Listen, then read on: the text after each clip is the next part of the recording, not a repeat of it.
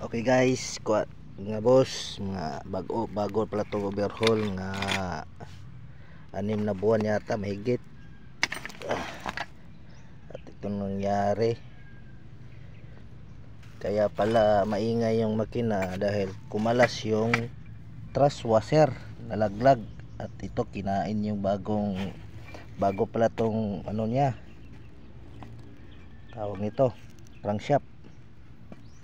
At kinain yung pag anuhan ng thrust washer at malalim na rin. Sa pag kumalas, pag nakatakbo ng mabilis, naging maingay. Kasi ito gumagalaw-galaw na, wala na siyang stopper. At saka yung mga bearing sira na rin, gas.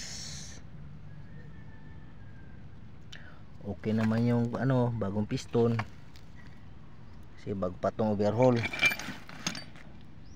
Para magpalit naman tayo ulit nito ng crankshaft panibago kasi malalim na yung niya, anuhan ng lapatan ng thrust washer at maluwag na rin to pag anuhan natin, pag kabitan ng bagong thrust washer.